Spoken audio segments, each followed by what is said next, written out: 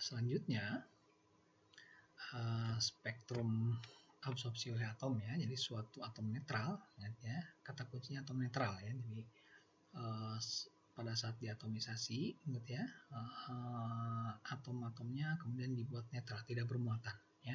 Atom logam itu kalau dalam bentuk senyawa ya biasanya bermuatan positif ya, ion positif. Nah, ini ketika dibuat kalau dalam bentuk atom gitu, maka kalau tadi kan ion ya, kalau dalam bentuk atom berarti netral ya, tidak bermuatan.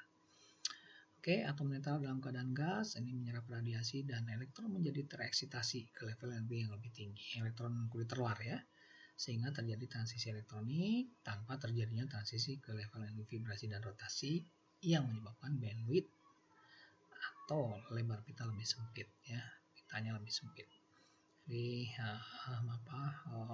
seperti ini, garisnya seperti ini nih spektrumnya. Gitu. Baik, contoh spektrum absorpsi natrium yang tadi itu ya, pada beberapa tingkatan energi ya seperti ini nih ya, bentuknya garis saja, tidak berupa pita ya, diskrit jadinya, terputus ya, tidak nyambung dengan tingkatan energi yang lain. Oke, intensitas cahaya yang diserap berbanding lurus dengan konsentrasi analit dalam sampel. Ini untuk analisis kuantitatif.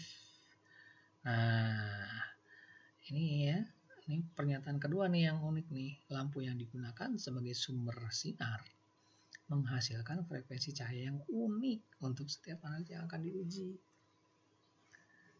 Ya, tingkat energinya cuma satu, katakanlah begitu ya. Jadi kalau saya mau menganalisis natrium, lampu yang digunakan sebagai sumber radiasi adalah lampu holokatod natrium.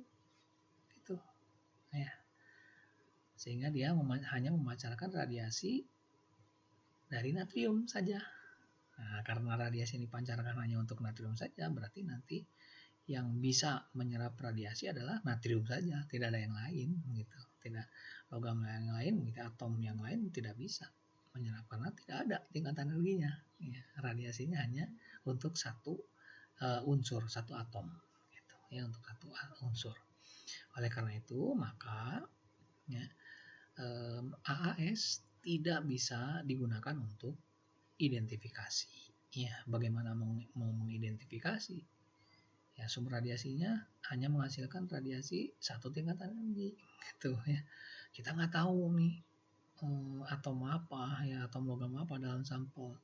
Maka kita jadinya nggak tahu kan lampu apa yang mau dipakai, ya, lampu holokatod dari logam apa yang mau dipakai, gitu. Ya, jadi tidak bisa untuk identifikasi. Tapi ya, keterbatasan ini juga sekaligus sebagai keunggulan. Kenapa? Karena kalau kita mau menganalisis, mau menetapkan kadar ya suatu atom logam dalam sampel ya, entah sampelnya apa begitu, yang komponennya banyak begitu ya. Nah, ini kita tidak perlu melakukan pemisahan karena radiasi yang dipancarkan tadi kan hanya untuk satu unsur logam gitu ya. Berarti kalaupun dalam sampel ada banyak unsur-unsur yang lain begitu, termasuk ada logam-logam yang lain, unsur-unsur yang lain kan tidak akan menyerap radiasi gitu ya, tidak masalah, berarti tidak akan mengganggu analisis gitu. Jadi ini keterbatasan ini ya untuk analisis kualitatif jadi tidak bisa, tapi juga sekaligus sebagai keunggulan ya. Selektivitasnya jadinya sangat tinggi gitu ya, tidak perlu melakukan pemisahan jadinya ya. Baik. Nah, berikutnya ya, lebar garis transisi atomik ya. Harusnya begitu ya. Transisi atomik itu tingkat energinya ya tadi itu ya, lebar puncaknya gitu ya. Lebar puncaknya itu ya harusnya garis begitu ya, sempit berarti kan garis saja begitu. Tapi kenyataannya garisnya itu bisa jadi gendut di bawah gitu. Jadi berbentuk puncak, bentuk segitiga ya puncaknya. Nah, ini ada bisa disebabkan oleh beberapa hal gitu ya. Ini pelebaran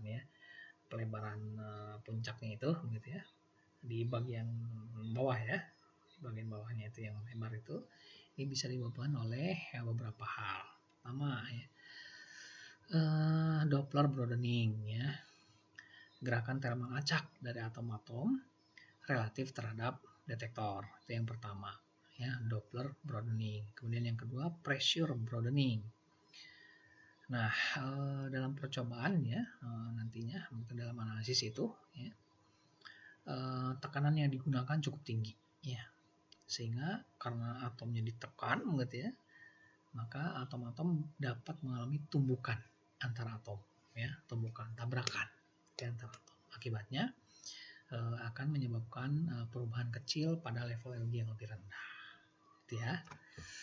Oke, berikutnya dasar analisis kuantitatif yang digunakan, lagi-lagi kita menggunakan hukum Lambert-Beer ya.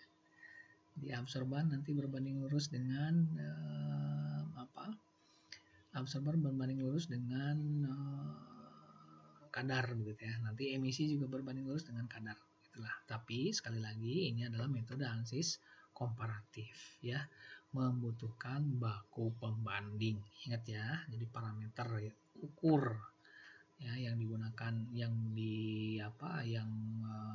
diambil begitu ya dari larutan analit ini harus dibandingkan dengan parameter ukur yang sama dari suatu larutan pembaku ya yang diketahui kadarnya ya, sama lah ya. Berarti perhitungannya nanti menggunakan one point method dan multi point method ya, sama. Kita tidak perlu bahas lagi ya. Ya seperti ini ya. Ini sudah kita bahas lah begitu ya. Oke, metode analisis kuantitatifnya, metode standar tunggal, one point method ya. Kemudian metode multi point method ya. Multi point method sama, ada kurva kalibrasi eksternal, ada metode standar adisi, sama persis ya. Baik. Perbedaan mendasar dengan spektrofotometer. Ya tadi sudah saya sampaikan ya. Jadi perbedaannya antara spektro UV dengan AS itu, atau nanti spektrofluorometri dengan AES, yang perbedaannya adalah ada proses atomisasi ya, mengubah analit yang tadinya dalam bentuk senyawa atau molekul diubah menjadi bentuk atom netral ya, ada proses atomisasi gitu. Kemudian fasenya jadinya fase gas ya atomnya. Oke, ada dua metode umum atomisasi yang digunakan. Satu atomisasi nyala ya, kalau di AES. Kalau di ada dua ya, dan atomisasi elektrotermal. Kalau di AES hanya atomisasi nyala, nanti kita bahas ya. Baik, instrumen AES ada 4 komponen lagi-lagi ya, ada 4 komponen utama ya. Yang pertama adalah holokatod, lampu katoda berongga. Ini sebagai sumber radiasinya ya, yang menghasilkan radiasi diskrit tadi itu hanya satu tingkatan energi. Kemudian yang kedua adalah atomizer ya, sekaligus tempat sel sampel gitu. Kemudian yang ketiga adalah monokromator untuk mengubah cahaya polikromatik menjadi monokromatik ya. Tetap kita butuhkan walaupun radiasi ini dipancarkan oleh sumber radiasi sudah monokromatis kan sebetulnya ya, satu tingkatan energi. Kemudian komponen yang keempat adalah detektor ya, dalam hal ini digunakan photomultiplier tube ya, PMT. Baik, kita bahas yang pertama ya, lampu holokatod sebagai sumber radiasinya ya, terdiri dari katoda dan anoda gitu ya. Dalam sebuah tabung gelas yang diisi dengan gas neon atau argon ya, bertekanan rendah atau mendekati vakum lah begitu ya. Katoda terbuat dari logam atau dilapisi dengan logam tertentu. Nah, nantinya logam itulah yang akan mengalami emisi, memancarkan emisi dari logam tersebut. Yang hanya satu tingkatan energi tadi itu. Kalau kita perlu radiasi natrium misalkan tadi untuk menganalisis natrium, berarti nanti katodanya dilapisi dengan logam natrium gitu ya. Lampu holokatod pada setiap unsur yang akan diuji berbeda-beda tergantung unsur yang akan diuji tadi itu ya. Nah, kalau kita mau menganalisis kalsium, beda lagi lampu holokatodnya. Gitu. Kita gunakan lampu holokatod kalsium ya. Jadi katodanya itu dilapisi dengan kalsium. Nanti akan memancarkan radiasi kalsium gitu ya. Oke, proses yang terjadi dalam lampu holokatod ya pada saat diberi energi begitu ya, energi listrik ya. Ini dinyalakan gitu ya. Kemudian tahapan-tahapan yang terjadi sampai akhirnya menghasilkan radiasi dari logam yang terdapat pada katoda tadi seperti ini ya, ada 4 tahapan. Yang pertama adalah ionisasi gas mulia tadi itu ya, neon dan argon ya, neon dan atau argon ya yang digunakan. Contoh misalkan di sini argon yang dipakai itu dengan ada di ya tambah 1 elektron ya, ini akan menghasilkan ion. Bahwa dia melepaskan elektron ya, ini akan menghasilkan ion argon plus ya ditambah 2 elektron ya. Ya tadinya kan dalam bentuk gas ya, gas itu tidak bermuatan ya, gas argon. Jadi bermuatan ion. Nah kemudian ion gas mulia bergerak menuju katoda. Nah ketika bergerak menuju katoda ini menyebabkan atom katoda berhamburan. Ya, di katoda ada atom logam kan? Ya, atom logam. Atom logam sesuai yang akan digunakan ya, yang akan dianalisis ya, sama ya atom logamnya. Katakanlah ini M ya simbolnya, metal ya, dalam keadaan solid gitu ya.